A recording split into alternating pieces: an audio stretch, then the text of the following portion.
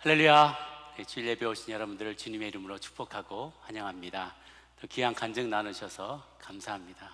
저도 16주 동안 멘티하고 같이 1대1 양육을 했는데요, 어떨 때는 그 멘토들이 굉장히 피곤해요.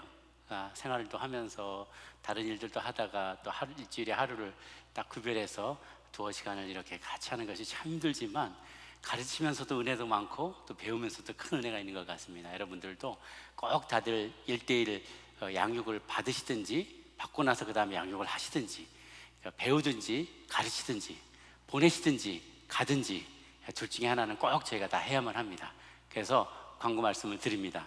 우리 9월 둘째 주부터 연합 바이블 칼리지 가을 학기가 시작이 되는데요, 이번에 사도신경 기도학교 멘토스쿨 1대1 양육, 전도훈련학교, 영적 훈련과 성장, 부부학교, 신앙고백서, 소회연서, 일터 사역 세미나가 준비되고 있습니다. 많이들 참석해 주셔서, 등록해 주셔서 또 풍성하게 나눔 있기를 바라고요. 9월 12일까지 등록 마감이라고 하니까요, 홈페이지, 저희 교회 홈페이지 팝업 창을 통해서 등록하시면 되겠습니다. 그리고 9월 12일 날 우리 인선 공동회가 있게 되는데요, 그때 제신무 집사님, 장로님들을 다시 우리가 선출하게 되고요, 그때 우리 부목사 청빙에 관련된 안건을 또 다루게 될 겁니다. 9월 12일 날 3부 예배 이 시간 마치고 나서 바로 이어지니까요, 많이들 참석해 주시기를 바랍니다. 자, 제가 사도행전 강해를 계속해서 이어가고 있습니다. 교회의 5가지 기능 제목으로 오늘 말씀을 나눌게요. 제가 참 좋아하는 목사님이 계세요. 프란시스 첸이라는 목사님이신데, 그 성 프란시스 아시죠? 중세 굉장히 유명한 수도사였고 정말 하나님 앞에 정결하게 살려고 했었던 그런 목사님과 그 수도사와 같은 이름을 가지고 있는 목사님이신데, 그분이 꼭 머리도 꼭 수도사 같아요. 머리가 하나도 없으세요.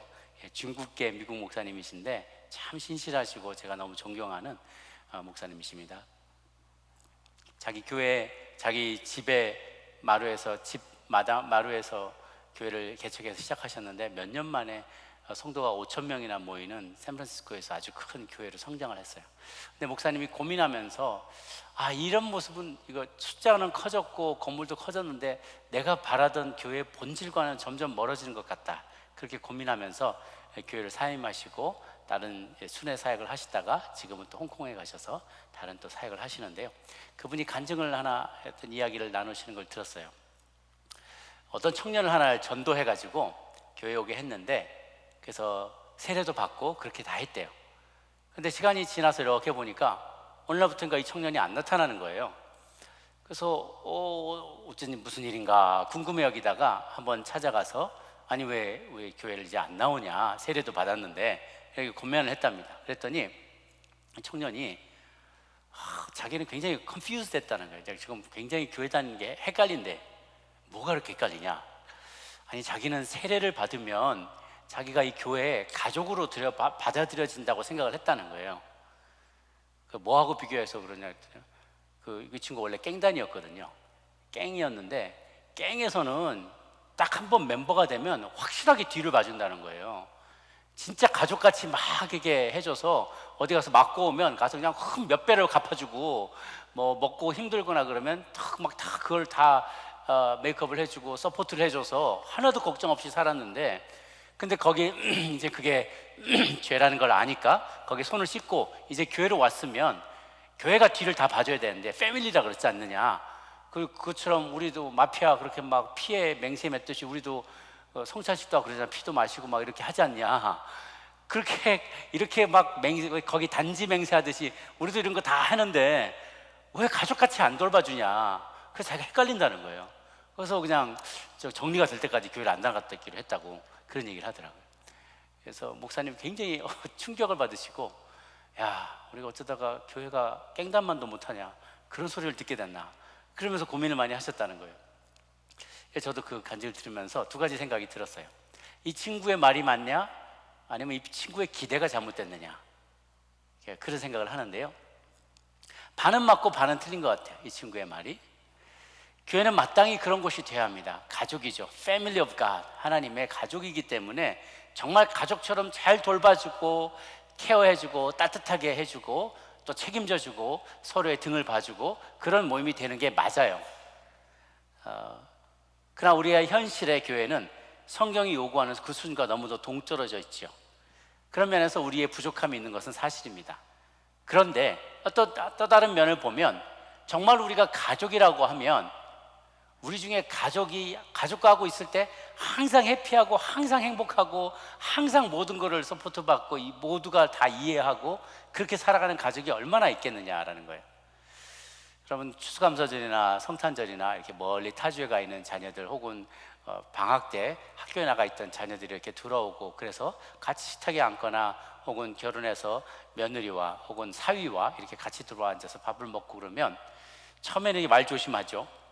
다른 식구가 들어와 있으니까 이렇게 교양 있게 밥도 먹고 교양 있게 대화도 나누고 그러는데 이제 조금 지나고 나면 이제 본색들이 드러나기 시작하는 거예요. 뭐라도 한 잔 이렇게 걸치시면 야 인마 네가 어렸을 때 말이야 뭐 이러면서 옛날 얘기가 나오기 시작하는데 막 험한 말이 오가고 아 또 그 얘기는 왜 또 해 지금 그러면서 이제 막 서로 싸움이 이렇게 막 나오고 힘들어지면 그 광경을 처음 본 며느리들이나 사위들은 막 원래 이런 집안이었어? 그러면서 깜짝깜짝 놀라고 그러잖아요. 그 패밀리란 다 그런 거예요. 패밀리라는 여러분 집에 가서 주무실 때 양복 딱 입고 주무시는 분 계신가요? 풀 메이크업하고 주무시는 분 계신가요? 아니잖아요. 가족은 그렇지 않아요. 가족은 민낯을 다 보여줘요. 가족끼리는 삐죽난 머리도 괜찮고요. 그냥 속옷바람으로 다니기도 해요. 가족이기 때문에 우리는 흉허물 없이 서로를 대하게 되죠. 그래서 우리가 가족이라면 아이디어란 모습은 모든 것을 돌봐주고 사랑하고 희생하고 헌신하고 이해하고 그것이 아이디어란 모습이긴 하지만 현실에서 우리의 가족은 서로 다투기도 하고 소원하기도 하고 서로 상처를 주고받기도 하고 그런데 가족이기 때문에 그렇게 한다는 거예요. 그래서 이게 교회와도 비슷한 면이 있어요. 가만히 생각을 해보니까 하나님의 나라가 이미 임했지만 아직 다 임하지는 않았잖아요. Already but not yet. 이 얘기를 항상 해요. 하나님 나라 우리 마음 가운데 임했지만 100% 하나님의 통치를 받는 우리들은 아니에요. 아직. 교회도 마찬가지입니다. 하나님의 가족이어야만 하지만 그러나 완전히 가족은 되지 못한 우리들의 어떻게 보면 약간 덜 떨어진 모습, 부족한 모습이 거기 남아있는 거예요. 그럼에도 불구하고 교회는 지상에서 하나님의 사랑을 가장 많이 반영하는, 하나님의 사랑과 은혜를 가장 많이 유통하는, 그리고 하나님의 뜻을 가장 많이 실천하고 순종하는 유일무이한 기관이라는 거예요. 유일무이한 모임이라는 것이죠. 교회는 그래서 하나님의 형상을 본받아서 만들어진 하나님의 사람들이 함께 모여있는 곳이에요. 부족함에도 불구하고 가장 하나님 나라와 가까워 있는, 하나님의 통치가 가장 많이 임하는 그런 곳으로 우리가 알 수가 있어요. 패밀리라고 하지만 family gets messy. 메시해지는 거예요. 패밀리이기 때문에. 교회는 그래서 고아들의 모임이 아닙니다. 고아들의 모임이고 고아 원장이라면 밥만 끼니 대로 다다다 받은 대로 도네이션 받은 대로 막 나눠주고 19살 되면 사회로 배출하고 또 다른 애들 받고 그러니까 서로 얼굴 붉힐 일 없이 그냥 적당한 선에서 야단칠 거 야단치고 그렇지만은 좋은 말 하고 나도 인기 관리하고 그냥 그럭저럭 좋은 관계 그냥 그런 관계를 유지하면서 살다가 보내면 돼요. 그런데 교회는 고아들의 모임이 아니라 입양된 자녀들의 모임이에요.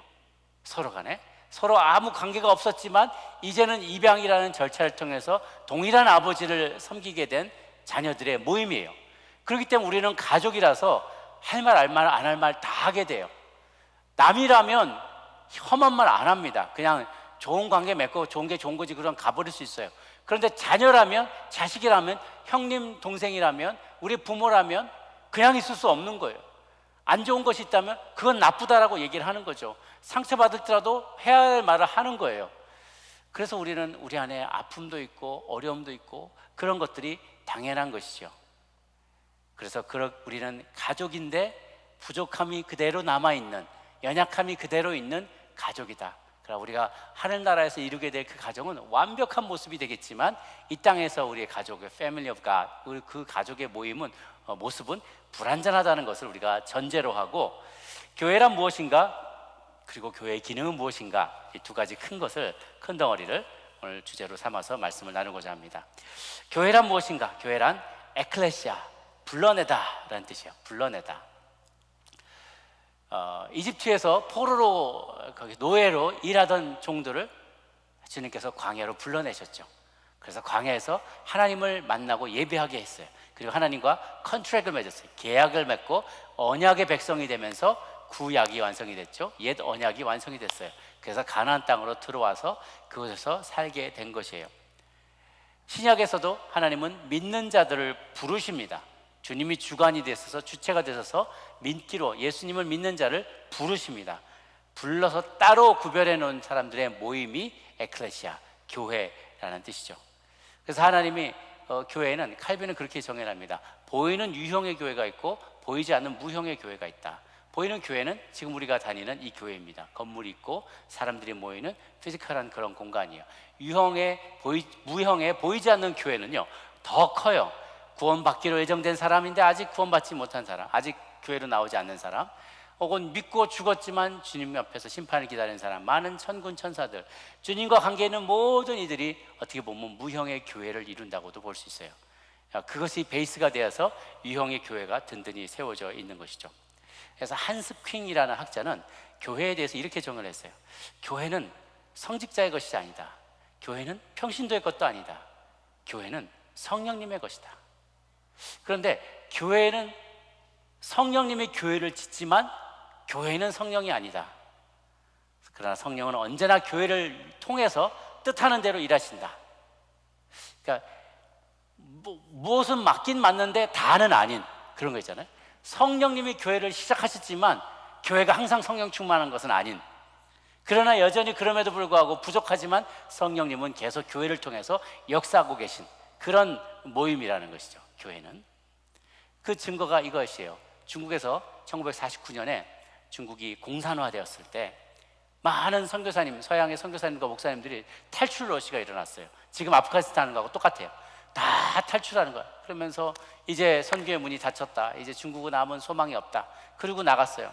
더더군다나 66년에는 문화 대혁명이 일어나면서 홍위병들 있잖아요. 막 이러고 다니는, 막 빨간 옷 입고 다니고 빨간 뭐 이렇게 모택동 어록 갖고 다니면서 막 그러면서 그 무서운 숙청의 바람이 불었는데, 그 바람에 많은 종교인들, 많은 기독교인, 숨어있던 목사님들, 교회 지도자들이 다 감옥에 가거나 아니면 순교를 당하게 됐어요. 붙잡혀 죽게 되었어요.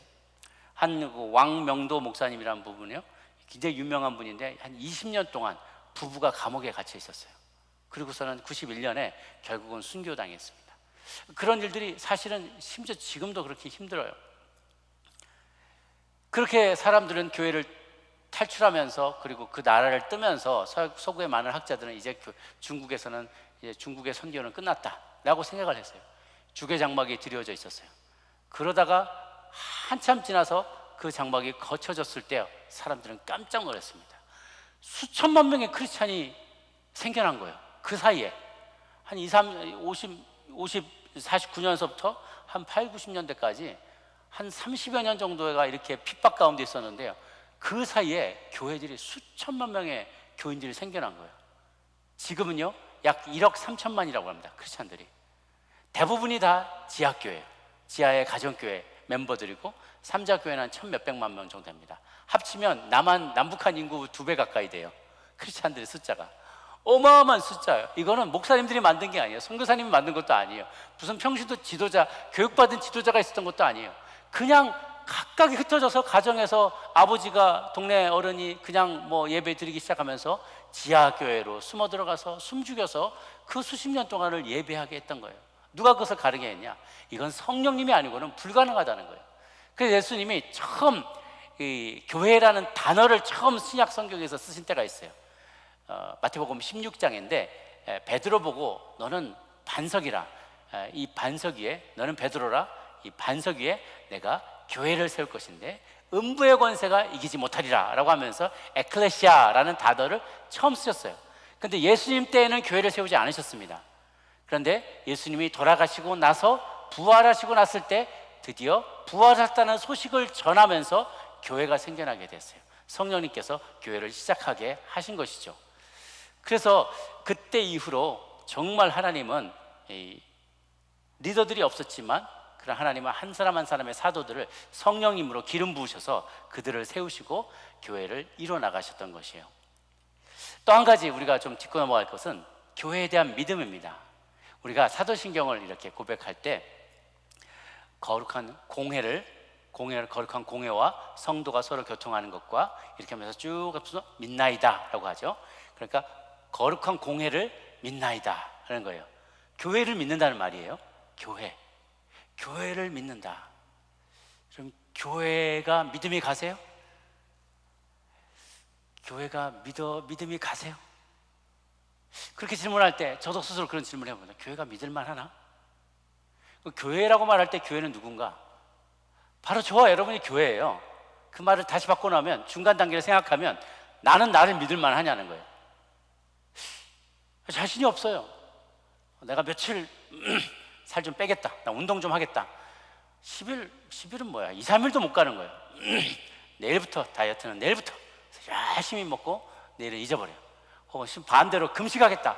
그래도 제가 막 한 5일, 10일 한다 그래도 혼자서 못 지키는 거예요. 그러니까 옆 사람들이 계속 소문을 내. 내가 한다, 금식한다. 소문을 다 내고 나면 사람들이 다 지켜봐요. 우리 부목사님들이 하나하나 그냥 불꽃 같은 눈으로 지켜보고 있어요. 그러니까 어쩔 수 없이 쪼락쪼락 굶어야 되는 거죠. 나도 나를 못 믿어요. 여러분은 어떤지 모르시겠어요. 그러니까 우리가 교회를 믿는다라고 말할 때 이건 좀 어폐가 있지 않느냐는 생각이죠. 그런데 왜 사도신경에서는 공회를 믿사오며 라고 했을까? 우리 한 개인은 정말 믿을 수 없는 사람이에요. 우리는 개개인은 정말 연약하고 쉽게 넘어지는 사람들이에요. 그런데 성령이 주인이 되셔서 역사하시는 하나님의 교회는 믿을 만한 곳이라는 거예요. 하나님의 교회는 절대로 무너지지 않는다는 거죠. 한두 개가 문 닫을 수 있어요. 한두 사람이 시험에 들 수 있어요. 그러나 제너럴하게 교회 전체는 원 홀리 캐톨릭 처치라고 전 세계 단 하나뿐이요. 그리고 거룩하고 보편적인 우리 모든 교회는 성령님이 주인이 되시기 때문에 어떤 일이 있어도 음부의 권세가 이기지 못하리라 라고 예수님께서 약속하셨어요. 신실하신 예수님의 약속을 믿기 때문에 교회는 믿을만 하다는 거죠. 그래서 어떤 교회에서 우리가 시험에 들 수도 있습니다. 때로는 교회에서 어떤 리더들로 인해 상처받을 수도 있어요. 그러나 교회 자체는 하나님의 교회라는 기구를 통해서 살아있는 이 기관을 통해서 하나님의 진리가 선포가 되고 은혜가 유통이 되고 은총이 나누어지는 가장 유일무이하고 가장 효과적인 모임으로서 하나님은 교회를 허락하신 것이죠. 우리가 교회다. 바로 내가 교회이기 때문에 내가 믿을 만한 사람이 되어야 되고 내가 하나님의 신뢰를 받을 만한 사람이 되어야 할 때 사람들이 교회는 믿을 만할까? 믿을 만하다라고 말하게 된다는 것이죠. 교회의 기능을 제가 5가지를 지금 나눠보고자 하는데요. 첫 번째, 교육, 디다케입니다. 교육, 가르침. 42절 말씀 같이 한번 읽도록 하겠습니다. 42절 시작. 그들이 사도의 가르침을 받아 서로 교제하고 떡을 떼며 오로지 기도하기를 힘쓰니라. 예수님 돌아가시고 나서 사도들이 정말 제일 가까이에서 예수님의 가르침을 들었어요. 그분들한테 직접 가르침을 받는다는 걸 얼마나 신나는 일일까? 제가 그런 생각을 해봐요. 만약에 제가 1:1 제자 연구를 받는다 그러면 제가 카더라 통신이 절대 아닌 거예요. 이제 베드로 사도나 요한이 와서 1:1을 가르친다 그러면 내가 말이야 예수님이 안수했거든. 그런데 빵을 나눠주는데 끝이 없는 거야. 나눠줘도 끝이 없는 거야. 물고기를 줘도 남는 거야. 정말 신기하더라니까. 내가 봤는데 분명히 죽었거든. 그 사람 분명히 죽었거든. 냄새도 났거든. 벌떡 일어나서 나가더라니까. 그런 이야기, 기적과 표적들의 이야기를 들으면 얼마나 정말 실감나고 다시는 잊혀지지 않을 그런 경험일 것 같아요. 사도들이 살아있었어요. 그 사도들이 제자들에게, 교회의 성도들에게 직접 말씀을 가르친 거예요. 예수님의 말씀을 아주 가까이에서 실감나게 가르쳤던 거죠. 그래서 교인들이 그 가르침을 받고 예수님의 진리의 말씀을 잘 깨닫게 되었어요. 그래서 그들은 성경을 배움으로써 구약을 해석받고 또 그 당시 일어나고 있었던 예수님의 많은 말씀, 아직 신약 성경 완성이 안 됐지만 신약에 그들이 예수님의 행적에 대해서 전해주는 그 내용을 들으면서 배우고 확신한 바에 거하게 됐어요. 디모데후서 3장 16절, 17절 말씀 같이 한번 읽도록 하겠습니다. 시작. 모든 성경은 하나님의 감동으로 된 것으로 교훈과 책망과 바르게 함과 의로 교육하기에 사람으로 온전하게 하며 모든 선한 일을 행할 능력을 갖추게 하려 함이라. 아멘. 그래서 성경을 배우고 익힐 때 그것을 위해서 선을 행할 수 있는 능력을 갖추게 됐다는 거예요. 그게 나중에 어떤 효과를 가져오는지 조금 뒤에 나눠드릴게요. 두 번째, 교제 기능을 했어요. 코이노니아. 케어링하고 쉐어링하는 그러한 관계로 초대교회 성도들은 서로 친밀하게 교통했다는 거죠. 성도들도 친밀하게 교통했고 하나님과도 친밀한 교통을 했어요. 요즘 시대에 혼자 하는 일들이 되게 많다고 하죠. 혼밥, 혼자 밥 먹기, 혼술, 혼자 술 먹기, 혼트, 혼자 트레이닝하기, 혼신이 있어요. 혼자 신앙생활하기. 그래서 제가 일본에 갔더니요, 혼자 우동 먹더라고요. 혼자 우동 먹는데 독서실처럼 칸막이 한 데서 거기서 이러고 먹더라고요. 다른 사람 보고 이렇게 눈 부딪히는 거 싫어하면서. 그래서 요즘 혼자 신앙생활하는 게 그렇게 많이 유행이에요. 그러면서 여러분들은 뭐 여기 다 나오셨지만 나는 굳이 교회 안 나가도 괜찮아, 혹은 1년에 한 2번 성탄절과 크리스마스 때, 성탄절과 부활절 때 이런 때 좀 나가면 돼. 꼭 굳이 교회 나가야 되나? 거리도 멀고 영상으로도 다 나오는데 뭐 설교 다 듣고 하니까 온라인으로 하면 되고, 또 헌금도 온라인으로 하면 되고, 그러면서 이 팬데믹 때문이 아니라 그냥 그게 편안하니까, 그리고 남들하고 부딪히면서 감정 소모하고 싶지 않은 거예요. 그냥 나 혼자 신앙생활 하겠다라는 분들이 많이 계셔요. 근데 여러분 그거 아십니까? 늑대가 사냥을 할 때 어떤 짐승을 제일 먼저 공격하는지 아세요? 양떼를 공격하거나 사슴떼를 공격하거나 그럴 때요, 늑대는 팩이 있어요. 한 무리가 있어가지고 쫙 몰아가면서 공격을 하는데, 어떤 녀석을 잡아먹냐면 혼자 뚝 떨어져 있는 녀석, 혹은 다 무리가 막 이동하고 있는데 혼자 뚝 떨어져서 풀뚝을 먹고 있거나 놀고 있는 아이, 혹은 어린아이, 얘를 집중 공략을 합니다. 끝에 있는 아이들을. 그러면 다 뛰어가고 다 도망가는데 걔만 나중에 남아있다가 완전히 뜯겨지고 죽음을 맞게 되는 것이죠. 사단은 우리가 무리에서 떨어져서 교회 공동체의 울타리를 벗어나서 혼자만 남아있을 때 가장 쉬운 먹잇감이 된다는 거예요. 왜 그런가? 우리가 버너러블해지는 거예요. 왜냐하면 혼자 있을 때 이 말씀이 이 말씀인지 정확하게 해석하지 못해요. 나를 인도해주고 가이드를 줄 사람이 없어요. 또 다른 이유는 뭐냐면, 우리가 살아가면서 인생의 많은 스테이지를 경험하게 되는데, 때로는 내가 굉장히 좋은 어떤 성령 충만하고 모든 여건과 환경이, 건강도 재정도 모든 여건이 좋을 때가 있고요, 어떨 때는 정말 바닥을 칠 때가 있어요. 힘든 일들이 겹쳐서 일어나고, 아까도 우리 선생님 얘기하셨던 것처럼 막 일도 주당 60시간씩 해야 되고, 뭐 논문도 써야 되고, 아이도 키워야 되고, 직장도 어플라이 해야 되고, 아내는 뭐 아프다든지, 뭐 자녀들은 막 사춘기라든지 막 모든 게 겹쳐나는데 파이낸셜리도 어렵고, 그러면은 막 정말 신앙생활이 어려워질 수가 있죠. 그럴 때 공동체 안에 있으면 공동체가 든든한 울타리가 되어줘요. 만약에 초신자인데 이런 어려움을 당한다 그러면 오랫동안 신앙생활을 했던 더 원숙하고 성숙한 신앙을 가진 이들이 도와줄 수가 있죠. 자신의 경험을 이야기하면서 그때 이것 또한 지나갈 거야, 나도 그때 힘들었지만 힘들수록 더 하나님 앞에 매달리고 기도했을 때 하나님이 이렇게 응답하셨어 라고 간증해 주면서 힘과 용기를 얻을 수가 있어요. 또 반대로 오래된 믿음이 굉장히 오래돼서 화석화된 그 헌신한 사람이 헌신자가 있는데, 새신자가 와서 전도를 제일 많이 하는 사람은 새신자거든요. 사실은 막 그러면 그때 너무 흥분해가지고 막 다니면서 교회 와보라고, 내가 진리를 발견했다고. 그 진리가 뭔데? 그러면 아무튼 와봐, 너무 좋아 그러면서 일단 불러와요. 그런 모습을 헌신자가 보면서, 오래된 선지자가 보면서 도전을 받죠. 첫사랑이 생각이 나는 거야. 나도 예전엔 저랬는데, 나도 저런 열심과 열정과 진리에 대한 궁금함이 있었는데 어느덧 나는 그냥 이렇게 화석화돼 버려서 너무너무 이것이 타성해져든 그런 신앙을 하게 되었다라고 생각이 든다면, 이 세 가족을 통해서 굉장히 마음이 도전을 받고 심기일전하게 되고 또 새로운 마음을 듣게 되는 것이죠. 그래서 그런 이 모임을 통해서 사람들은 새로워짐을 경험할 수 있게 돼요. 그 교제가 그래서 중요하고요. 우리 동역에도 그러한 다이나믹들이 있게 되기를 바라요. 나눔의 시간을 통해서 깊은 나눔과 회개와 치유가 가능해지고, 때로는 철이 철을 날카롭게 하듯이 서로의 무뎌진 신앙들을 더욱더 날카롭게, 그래서 별인 검과 같이 우리가 그렇게 살아갈 수 있도록 도와주는 역할도 하는 거죠. 히브리서 10장 25절 말씀 같이 한번 읽어볼까요? 시작.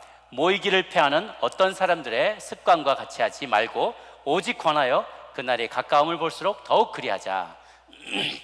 어떤 사람들은 모이기를 패하고 모이기를 금하는데, 그러지 말고 우리는 오히려 더 모이기에 힘써야 된다는 거죠. 나누기에 힘써야 된다는 거죠.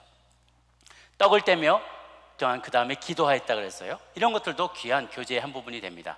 성도들이 함께 성만찬에 참여하며 기도하게 될 때 성도들 간의 코이노니아, 하나님과의 코이노니아가 이루어지는 것이죠. 근데 성도들이 가르침을 그대로 철저하게 실천하고 서로 간에 뜨겁게 코이노니아를, 교제를 나눴을 때 예기치 못한 일들이 벌어졌어요. 43절을 한번 보겠습니다. 시작. 사람마다 두려워하는데 사도들로 말미암아 기사와 표적이 많이 나타나니. 사람들마다 두려워했더라. 이게 뭘까? 성도들이 지나가면 오오오 하면서 막 두려워했다, 이런 말이 아니라 와 하고 경외했다는 거예요. filled with 저 사람들 대단해, 이렇게 보기 시작했다는 거죠. 왜 그랬을까? 말씀대로 살기 시작하니까. 그리고 그 안에 진정한 교제가 있고 서로가를 그렇게 사랑하고 교제하는 모습이, 그런 모습을 볼 때 말씀대로 진리대로 살아가고 뜨겁게 사랑하는 그 모습을 보면서 성도님, 그 안 믿는 사람들이 와 대단한 사람들이다, 대단한 믿음이다, 이렇게 되는 거예요. 같이 사업이 망했는데 저 사람들은 막 웃고 있어요. 같이 지금 병실에 입원했는데 저 사람은 아직도 소망이 가득 차. 나는 짜증나 죽겠는데 저 사람은 이것도 감사하고 저것도 감사하다고 말해. 도대체 저 사람의 비밀은 뭘까? 저런 낙관적인 생각과 그리고 소망을 품는 것의 비결은 뭘까? 사람들이 궁금해하면서 경이로워한다는 거예요. 뿐만 아니라 진짜 경이로운 것은 사도들로 말미암아 기사와 표적, wondrous sign, 그 미라클러스 사인들이 많이 일어난다는 거예요. 미라클, 기적이 일어나기 시작했어요. 죽은 자가 일어나고 병든 자가 낫고요, 귀신들이 쫓겨나가고 이런 일들이 생겨나고, 일자무식이었던 사람이 구약을 마구 인용하는데요, 능력 있게 인용을 하고 방언을 하고 예언을 하고 치유가 일어나고, 이런 것들을, 기적과 이사들을 보게 되니까 더 깜짝 놀라 자빠질 일인 것이죠. 사랑하는 여러분, 우리를 만나는 사람들이, 우리를 만나고 우리와 함께 일하는 사람이 우리로 인하여, 우리가 믿는 그 하나님으로 인하여 경외감에 사로잡혀야 되기를 바랍니다. 그런데 지금 우리 현실은 그렇지 못해요. 교회를 멸시합니다. 세상이 교회를 멸시하고 우리를 참 멸시하는 것만 해도 그거까지는 견딜만 해요. 그런데 우리 때문에 우리 주님까지도 만홀히 여김을 당한다는 건 정말 견딜 수 없는 일이에요. 우리 하나님이 욕먹는다는 건요, 자식 때문에 부모가 욕먹으면 그건 얼마나 못할 짓입니까? 그런데 우리 때문에 그런 일이 일어난다. 이것이 우리의 책임인 것이죠. 우리가 믿는 대로 행하지 않고, 우리가 진정한 교제하며 서로를 사랑하지 않고 그랬을 때 하나님이 우습게 여김을 받는다는 것, 우리가 기억하면서 하나님, 우리가 정말 하나님을 자랑스럽게 만드는, 하나님이 뿌듯해 하실 만한 자녀 되게 해주옵소서. 그래서 우리가 큰 교회가 되는 게 중요한 게 아니라 건강한 교회가 되는 것이 중요합니다. 숫자가 많아지는 게 중요한 게 아니라 헌신된 사람이 많은 게 중요한 거예요.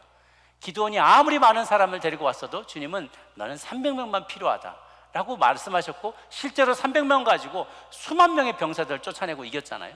그것이 바로 하나님의 능력입니다. 아무쪼록 우리 교회가 그런 건강한 교회가 될 수 있기를 바랍니다. 세 번째 기능은 섬김, 디아코니아입니다. 섬김. 44, 45절 같이 한번 읽겠습니다. 시작. 믿는 사람이 다 함께 있어 모든 물건을 서로 통용하고 또 재산과 소유를 팔아 각 사람의 필요를 따라 나눠줬다라고 했어요. 초대교회 성도들은 자신의 소유를 자신의 거라고 주장하지 않았어요. 그리고 자신에게 어떤 소유가 넉넉하게 된 것은 누군가를 도와주라고 하나님이 주신 거다라고 고백을 했다는 거죠. 에베소 4장 28절 말씀 같이 한번 읽어볼까요? 시작. 도둑질하는 자는 다시 도둑질하지 말고 돌이켜 가난한 자에게 구제할 수 있도록 자기 손으로 수고하여 선한 일을 하라. 우리가 수고하여서 선을 하는 일을 하는 목적은 우리의 가족을 서포트할 뿐만 아니라 가난한 자, 우리보다 더 어려운 형편에 있는 자, 적게 가진 자들에게 그 필요를 채워줄 수 있도록 열심히 일하라는 겁니다. 왜냐하면 우리에게 받은 은사가 다 다르잖아요. 어떤 사람은 자기의 가족만 먹이는 것도 힘들고 벅찬 사람도 있을 수 있어요.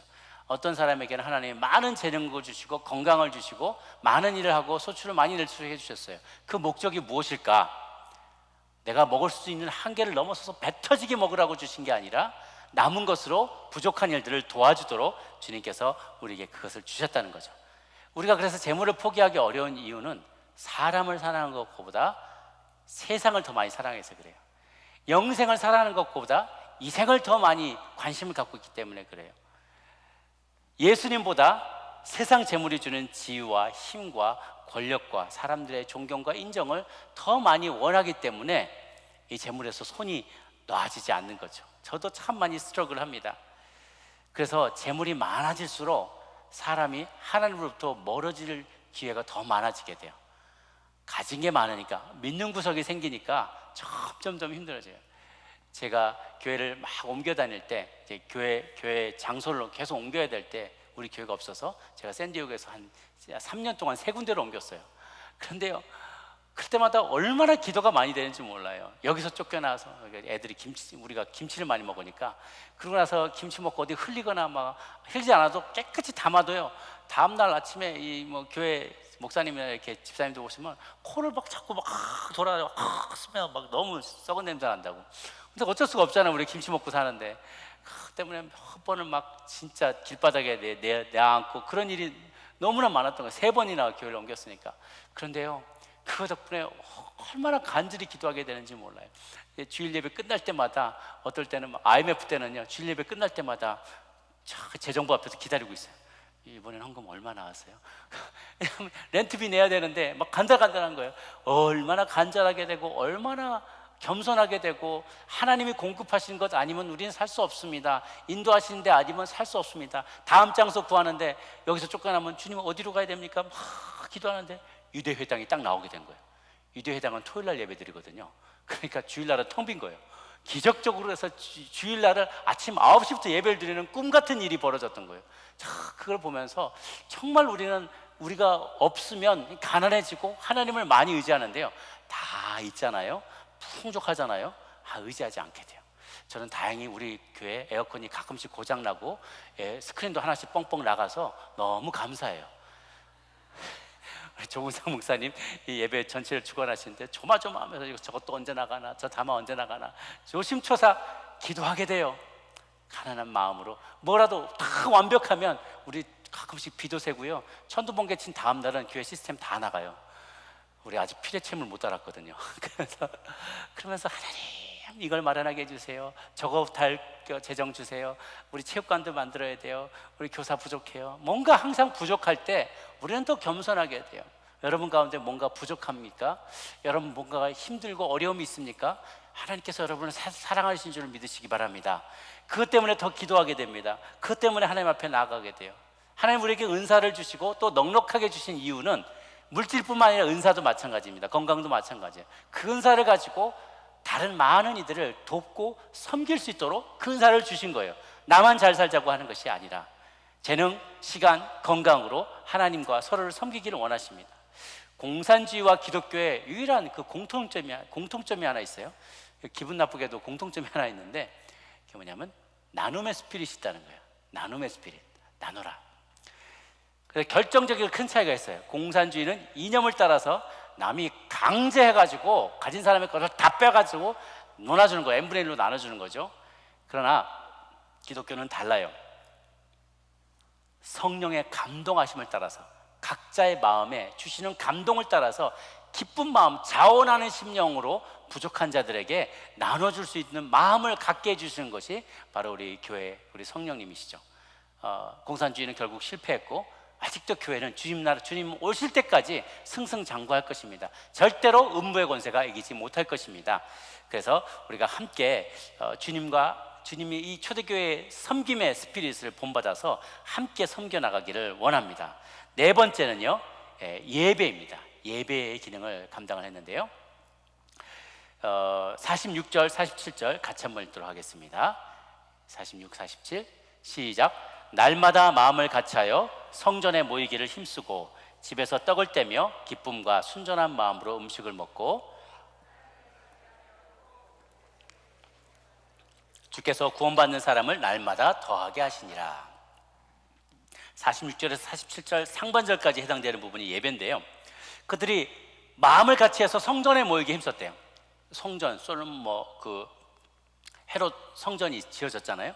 거기서 이렇게 예배를 드리는데 처음에는 성전에도 가서도 예배도 드리고 그렇게 했어요. 성전 뜰에서도 예배도 드리고 이렇게 했고 회당에서도 예배 드렸는데 점점 유대인들과 이 골이 깊어지는 거예요. 왜냐하면 유대인들은 한 분 야훼 하나님만 섬기는데 우리는 기독교인들은 그분의 아들이 있다. 너희들이 십자가에 못 박아 죽였지만 그들은 살아나신 하나님의 아들이다. 예수님 하나님의 아들이라. 그러니까 뭔 소리 하는 거냐? 너는 지금 다신교냐? 삼신을 섬기는 거냐? 하나님, 아들, 성령 이렇게 셋을 섬기냐? 있을 수 없는 일이다. 참나마도다. 그러면서 막 쫓아내는 거예요. 그러니까 더 이상 회당이나 성전에서는 예배하지 못하고 어디로 가느냐? 가정에서 예배드리기 시작해요. 로마서에 보면 누구에게 문안하라, 누구에게 문안하라, 어디 가정에 있는 교회에 예배하라, 문안하라 이런 얘기가 나오잖아요. 각 교회로 다 흩어져서 예배를 드리기 시작했어요. 이렇게 곳곳에서 예배를 드리고 또 성찬과 애찬을 했어요. 두 가지가 살짝 다른데 성찬은 떡과 포도주로 주님의 죽으심을 기념하는 거고요. 그것이 끝나고 나면 공동 식사를 했어요. 가난한 자, 부한 자, 종이나 자유자나 헬라인이나 유대인이나 남자나 여자나 구별 없이 거기서는 정말 다 같이 둘러앉아서 공동 식탁에서 함께 식사를 하는 애찬을 했었어요. 그래서 그것을 통해서 성도님들은 하나님을 예배하기도 하고 날마다 모여서 예배할 때 47절에 보면 하나님을 찬미하며 하나님을 노래하고 하나님의 아름다움과 영광을 찬양하는 그런 예배도 드리고 교제도 하고 이런 것들이 교회 안에서 다 이루어졌던 거죠. 그리고 마지막으로 이제 다섯 번째 선교 캐리그마의 역할도 감당했어요. 근데 저는 그렇게 많이들 생각했는데요.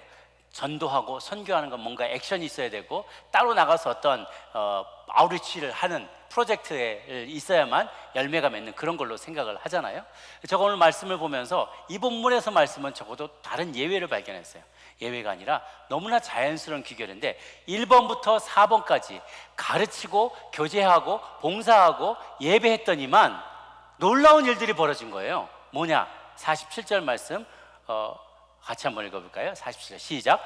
하나님을 찬미하며 또 온 백성에게 칭송을 받으니 주께서 구원받는 사람을 날마다 더하게 하시니라. 놀라운 일이 1번부터 4번까지 열심히 찬미까지 열심히 했더니요 백성들이 다 칭찬하면서 어떻게 하면 나 거기 들어갈 수 있냐, 나도 거기 좀 들어가고 싶다, 나도 좀 거기도 들어가게 해달라 이렇게 얘기하기 시작하는 거죠.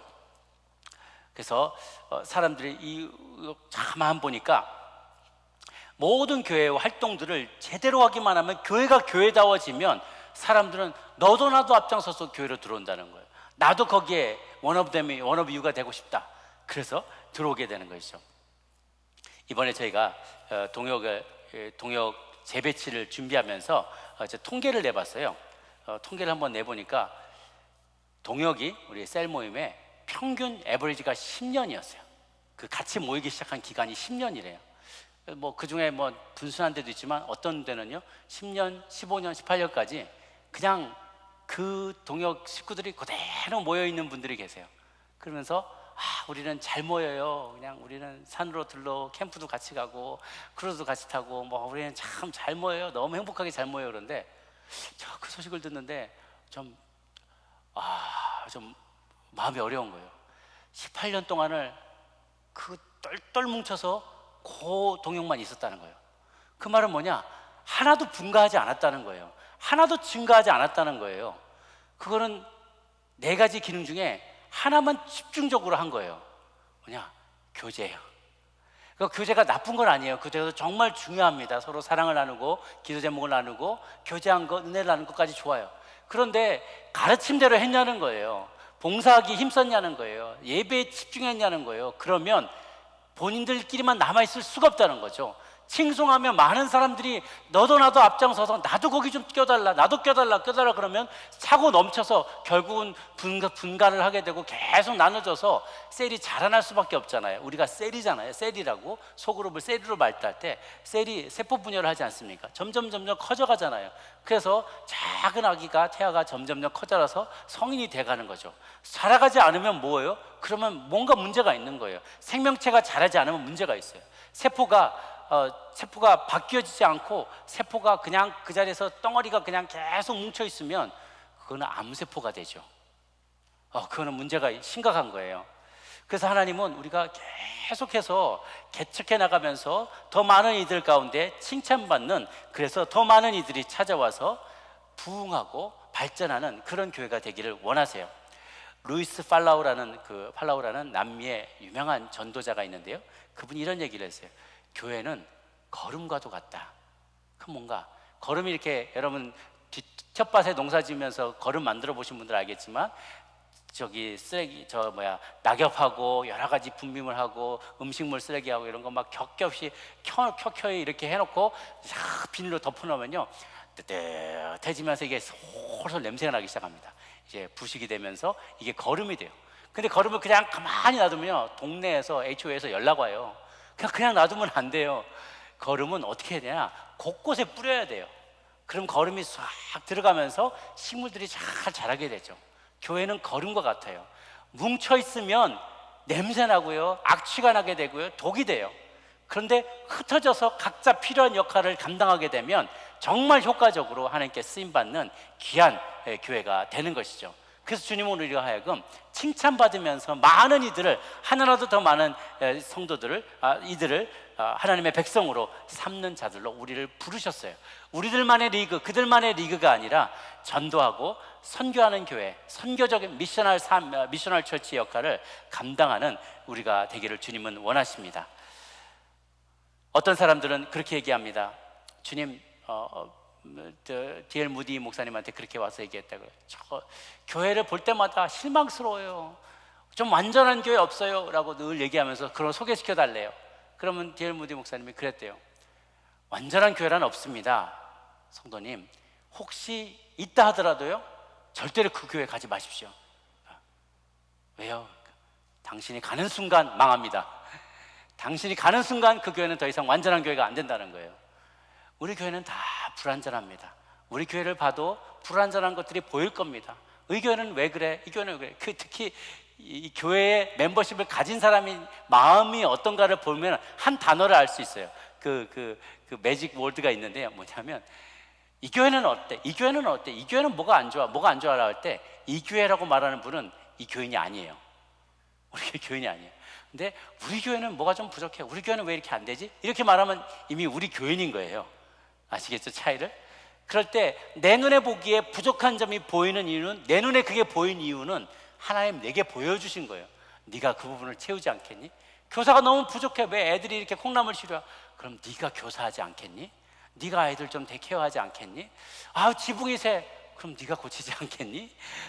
그런 마음을 주신 것은, 그게 보이는 분은 하나님께서 그 마음을 주신 거예요. 그리고 그분은 우리 교회에 꼭 필요한 분이세요. 하나님께서 그렇게 그 눈이 그것이 보이도록 헌신하도록 부르신 것이고, 그리고 그것을 위해 기도하도록 부르신 거기 때문입니다. 사랑하는 여러분, 완벽한 교회는 없습니다. 완벽한 하나님의 가족은 없습니다. 그러나 그쪽으로 우리는 모두는 달려나가야만 합니다. 그러므로 가장 마지막 라스트에 우리 교회가 품고 나아가야 될 마지막 비전은 선교적인 교회가 되는 것입니다. 우리 안에 뜨겁게 하나님의 말씀을 잘 듣고, 그리고 뜨겁게 교제하고 열심히 봉사하며 예배하며 나갈 때, 그럴 때 우리가 원치 않았지만 알지 못하는 사이에 수많은 이들이 찾아와 구원을 받고 주님의 진리의 말씀을 발견하고, 그리고 많은 이들이 하나님 나라의 백성이 되는 복을 누리는 저와 여러분 모두가 되시기를 주님의 이름으로 축복합니다. 기도하겠습니다. 좋으신 하나님 아버지, 오늘도 우리에게 말씀으로 도전해 주실 때 우리가 참 자격 없는 이들이었지만, 참 우리는 천의 고아와 같은 자들이었지만 하나님의 자녀로 입양시켜 주셔서 감사합니다. 그 말씀 그대로 말씀을 가르치고 배우는 데 힘쓰게 도와주시고, 교제하기 힘쓰고 그리고 봉사하기에, 그리고 예배하기에, 그리고 선교하기에 힘쓰는 저희 되게 해주옵소서. 교회의 부족한 모습이 보일지라도 내가 헌신하도록 내 눈에 보이시게 하셨다는 것, 그리고 나를 그것을 위하여 기도하게 하는 기도자로 부르셨다는 사실을 기억하는 저희 되게 해주옵소서. 같이 한 목소리로 교회를 위하여 통성으로 기도하도록 하겠습니다. 함께 기도합니다. 하나님 아버지, 우리를 교인으로 불러주시니 감사합니다. 하나님, 그동안 알지 못했던 교회의 중요한 역할에 대해서, 기능에 대해서, 왜 교회가 세워졌는지, 어떻게 교회가 세워졌고 교회는 무엇하는 곳인지 알려주셔서 감사합니다. 하나님의 말씀 배우기에 힘쓰겠습니다. 하나님과 성도들과 코이노니아를 나누기에 힘쓰겠습니다. 또한 이웃들을 섬기며 봉사하는 데 힘쓰겠습니다. 하나님 또한 예배하기에 힘쓰며 선교하기에 힘쓰는 저희들이 되겠습니다. 눈에 부족함이 많이 보인다 할지라도 열심히 중보하겠습니다. 비난하며 손가락질하기보다는 하나님, 그것이 바로 내 모습이라는 것, 교회는 바로 나라는 사실, 그래서 교회를 사랑하는 법을 배우게 도와주시고, 세상의 마지막 소망이, 이 죄 많은 세상 가운데 유일한 소망이 하나님의 몸된 교회인 줄로 알고 섬기는 마음 허락하여 주시옵소서. 고마우신 주님, 교회로 불러주신 은혜를 감사합니다. 내가 바로 교회입니다. 우리가 바로 교회입니다. 우리가 멸시당할 때 주님이 멸시당하고 주님이 마로니 여김단다는 것 가슴 아프게 여기며 교회답게 살아가기로 다짐하는 저희 되게 하여 주시옵소서. 감사하고 모든 것 살아계신 예수님 이름으로 기도합니다. 아멘.